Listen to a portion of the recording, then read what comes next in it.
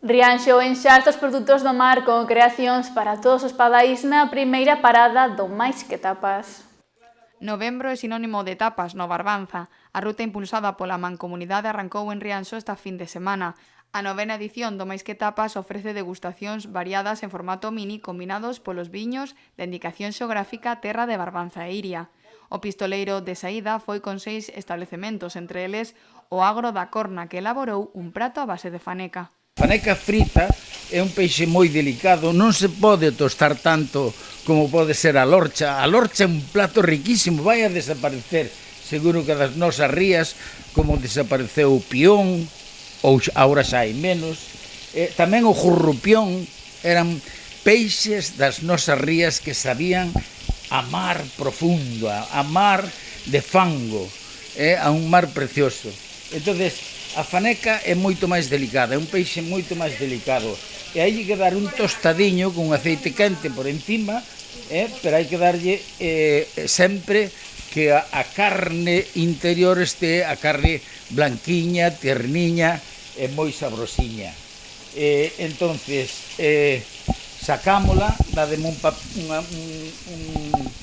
plato con un papel para escurrirlle ben o aceite.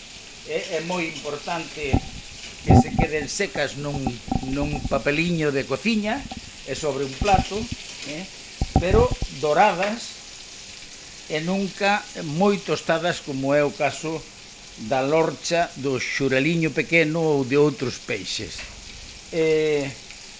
O voo en Rianxo é algo espectacular e que temos que resaltar, porque temos lenguados, temos vieiras, temos tamboriñas, temos fanecas, temos centolas, temos nécoras, temos todo. É unha das zonas de Galicia, por suposto de España, en donde ese arte, ese aparello de pesca que é o voo, solamente se permite en este Axuntamento de Rianxo. Esta exaltación de produtos locais tamén achega tapas máis innovadoras en Rianxo. Nós quixemos optar por facer unha tapa un pouquiño máis elaborada, distinta ao que facemos habitualmente, que son tapas clásicas, como pasas lentellas e demais. Quixemos imitar un pouco o que é un cóctel de gambas, pero de zamburiñas e pulpo, de volandeira e pulpo, perdón.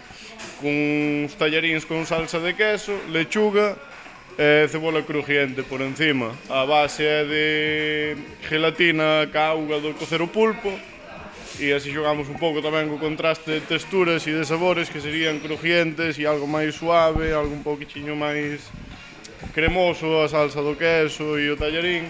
A segunda parada para seguir degustando o territorio de Barbanza-Arousa será este fin de semana en Boiro. Logo pasará por Ribeira para rematar na Pobra a última fin de semana de novembro.